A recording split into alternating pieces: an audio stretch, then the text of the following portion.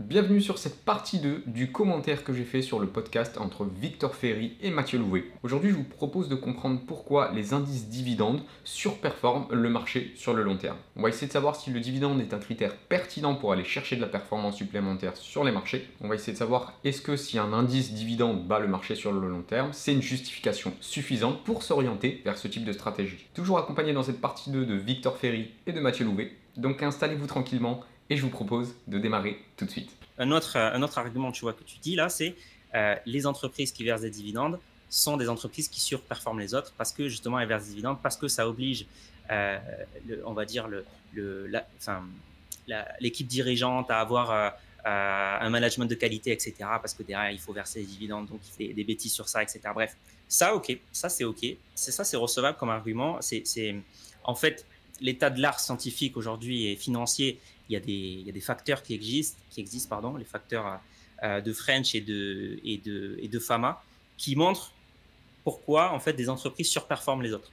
Et il y a des facteurs, notamment le facteur qualité, le facteur value, qui se retrouvent très bien. Fama et French, ils ont un modèle à 5 facteurs, le 5 factor model, qui identifie 5 facteurs de risque pertinents qui permettent d'expliquer la performance, notamment d'un portefeuille. Finalement, quand vous avez un actif, vous allez être exposé à certains facteurs de risque qui sont pertinents selon ce modèle-là, et en fonction de ça, ça va avoir un impact sur la performance que vous pouvez aller chercher. Ce type de modèle repose notamment sur le fait que si on veut aller chercher de la performance supplémentaire, il faut qu'on s'expose à certains risques supplémentaires. L'objectif, c'est de comprendre quels facteurs de risque vont être pertinents pour essayer de générer de la performance supplémentaire. Le mouvement d'investissement qui découle un peu de ces études-là, c'est ce qu'on appelle l'investissement factoriel. Ne pas confondre avec le smart beta, qui est quand même une chose un petit peu différente. C'est bien avec ce que tu dis, c'est-à-dire que lorsqu'on a une entreprise qui verse des dividendes qui sont croissants même, et depuis un certain nombre d'années, etc., effectivement,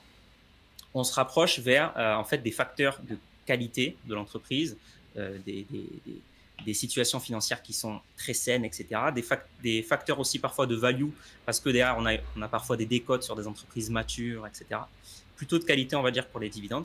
Et ça, c'est OK, tu vois. Ça, je suis d'accord avec toi. On peut sélectionner, grâce aux dividendes, des actions qui vont surperformer. En fait, on est capable aujourd'hui d'expliquer pourquoi vous allez avoir, par exemple, certains indices dividendes qui surperforment le marché. C'est pas parce qu'on a un dividende qu'on surperforme. Non, c'est parce qu'on a une surexposition à certains facteurs de risque. Ce qui veut dire déjà une première chose, c'est qu'on prend un risque supplémentaire pour avoir cette performance supplémentaire. En ce qui concerne les indices dividendes, effectivement, on remarque qu'on a une surexposition aux facteurs notamment value. Et c'est cette exposition aux facteurs value qui permet d'aller chercher de la performance supplémentaire. C'est pas du tout le dividende. Il y a d'autres facteurs qui existent, d'autres potentiels risques que vous pouvez prendre pour aller chercher de la performance supplémentaire. Se limiter au dividende, alors que le dividende déjà n'est pas un critère pertinent pour aller chercher de la performance, c'est déjà une mauvaise idée.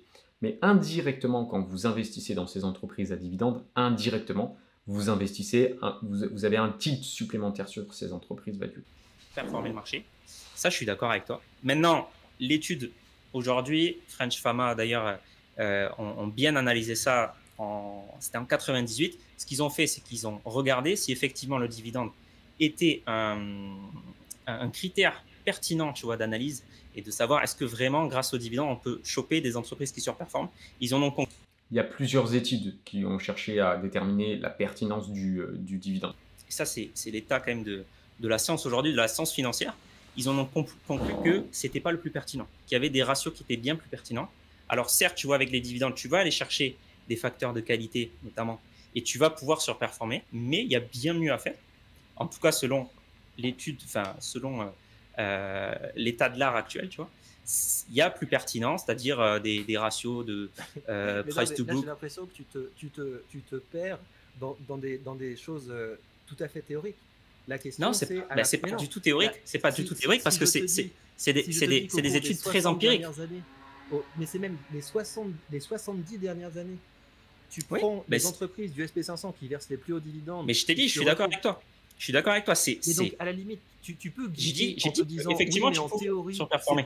Alors, ces études, elles ont effectivement une base théorique, mais elles sont extrêmement empiriques, c'est-à-dire qu'elles s'appuient sur des données, et sur les données du marché. Là, vous avez Victor Ferry qui nous explique que si vous prenez les entreprises du S&P 500 qui versent les plus gros dividendes, vous arrivez à surperformer le marché. L'objectif, c'est de comprendre pourquoi. Est-ce que c'est le dividende finalement qui permet de surperformer le marché? Finalement, on se rend compte que ce n'est pas le dividende qui est la raison de cette surperformance. Non, c'est une exposition à certains risques supplémentaires. Vous sélectionnez des entreprises à dividende, vous avez une surexposition indirecte à certains facteurs de risque qui permettent d'aller chercher de la performance.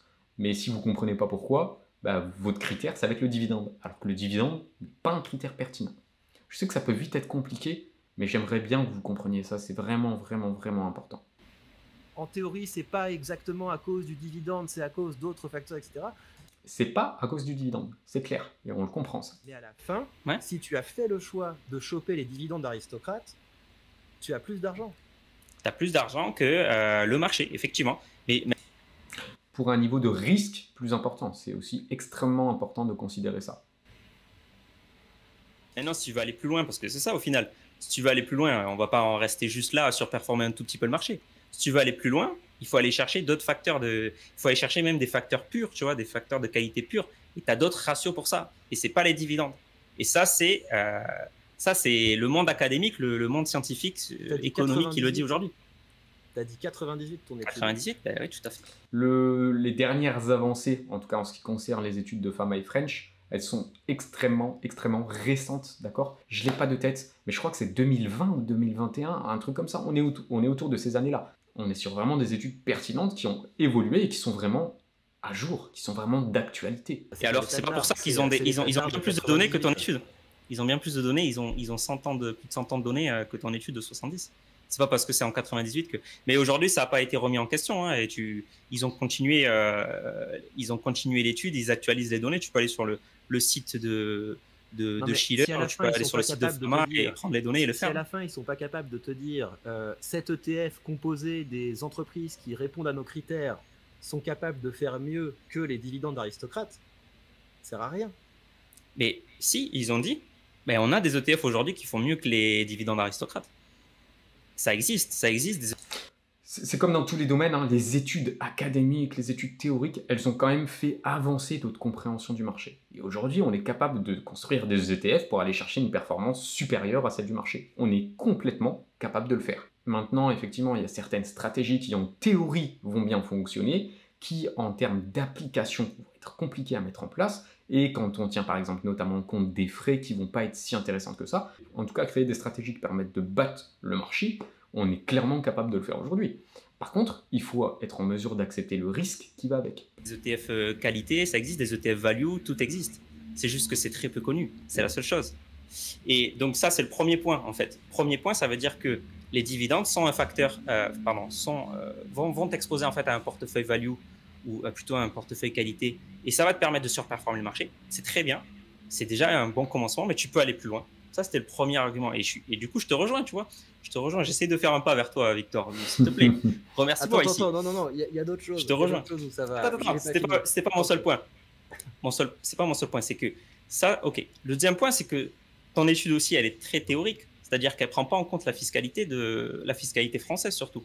Parce que quand tu prends 30% dans les dents tous les ans sur ton rendement, à cause de la fiscalité, donc imaginons que tu as un portefeuille de 5% de rendement. Si tu prends 30% de flat tax tous les ans, ça fait 1,5% d'impôts par an, 1,5% de sous-performance par rapport au vrai indice dividende d'aristocrate. Donc si ton dividende d'aristocrate, en fait, il fait mieux que le marché, mais de 1,5% de plus, ben, dans la vraie vie, en fait, tu auras la performance du marché parce que les impôts, ils vont te réduire, ils vont te faire sous-performer largement ton indice.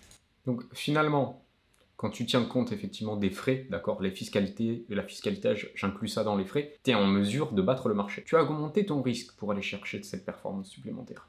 Donc si finalement tu te retrouves à avoir la performance du marché pour un risque supplémentaire, bah, tu n'es plus dans quelque chose d'optimal. Et donc autant revenir au marché. C'est ça le point. Et c'est là que c'est une ça peu importe le cash flow, puisque c'est des indices dividendes réinvestis, donc c'est pris en compte les dividendes déjà.